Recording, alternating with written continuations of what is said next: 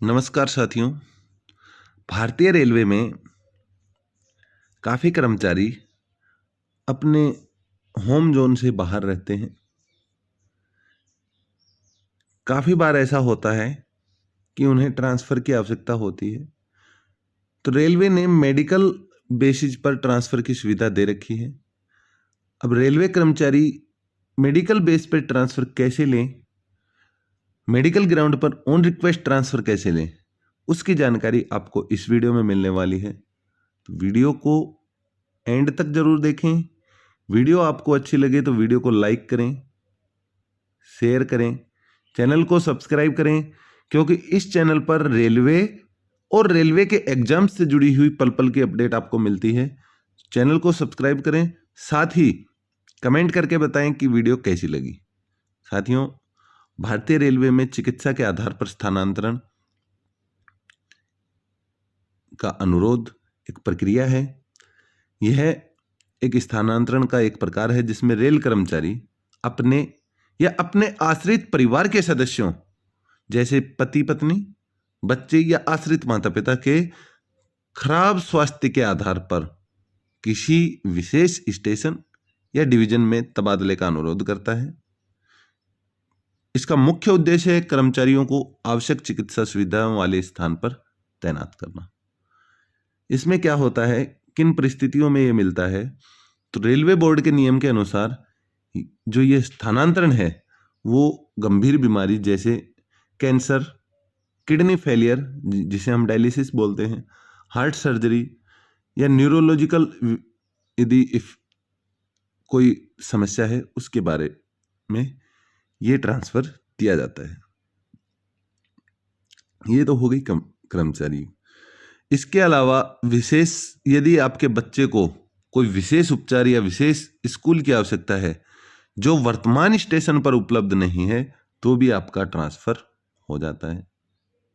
इसके अलावा यदि कर्मचारी को कोई ऐसी बीमारी है कि बड़े रेलवे अस्पताल या विशेषज्ञ की निरंतर निगरानी जरूरी है, तो भी आपका वहां पर स्टेशन पर ट्रांसफ़र हो जाता है। इसके अलावा यदि माता पिता पूरी तरह आश्रित हैं और उन्हें निरंतर देखभाल की आवश्यकता है, तो भी आपका ट्रांसफ़र हो जाता है। इसका एक नोट है कि केवल छोटी मोटी बीमारियों के आधार पर स्थानांतरण स्वीकार नहीं किया जाता। यह पूरी तरह से प्रशासन के विवेक और बीमारी की गंभीरता पर निर्भर करता है। इसके लिए आवश्यक डॉक्यूमेंट्स क्या क्या रहेंगे, तो वो मैं आपको बता देता हूँ। सबसे पहले मेडिकल सर्टिफिकेट रेलवे डॉक्टर या सरकारी अस्पताल के स्पेशलिस्ट द्वारा जारी किया गया मेडिकल सर्टिफिकेट हो। आपकी बीमारी की पूरी रिपोर्ट्स हों, जिसमें डिस्चार्ज समरी, वर्तमान उपचार कहाँ कहाँ करा रहे हैं, आपकी पूरी रिपोर्ट्स होनी चाहिए, पूरी हिस्ट्री उस आपके पास उपलब्ध होनी चाहिए। आप यदि परिवार के सदस्य के लिए आवेदन कर रहे हैं तो पास पीटीओ में उनका डिक्लेरेशन, सर्विस रिकॉर्ड की कॉपी जिनमें उनका नाम शामिल हो, वो आपको लगानी आवश्यक हो जाती है। ये दस्तावेज भी जरूरी है। इसके अलावा एक आवेदन पत्र जिसमें स्थानांतरण की आवश्यकता को स्पष्ट करते हुए एक सेल्फ डिक्लेरेशन फॉर्म भी आपको भरना होता है।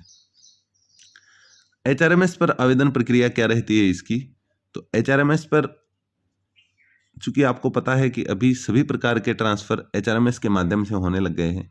अपने एचआरएमएस आईडी और को लॉगिन करें। इसमें ईएसएस आता है, एम्प्लॉय सेल्फ सर्विस, उस पर सिलेक्ट करें। ट्रांसफ़र टाइप में इंटर डिवीजन या इंटर रेलवे जैसी आपकी जो आवश्यकता है उसके आधार पर चुनें। ग्राउंड ऑफ ट्रांसफ़र को चुनें, उसमें आपका सभी मेडिकल ग्राउंड पर जाकर सभी डॉक्यूमेंट्स अपलोड करें पीडीएफ फॉर्मेट में, आवेदन को सबमिट करें। इसके बाद यह आपके सुपरवाइजर के पास जाएगा, आपके पर्सनल डिपार्टमेंट के पास जाएगा और हेड ऑफ डिपार्टमेंट के पास आपके जाएगा। इसके लिए एक महत्वपूर्ण सुझाव है,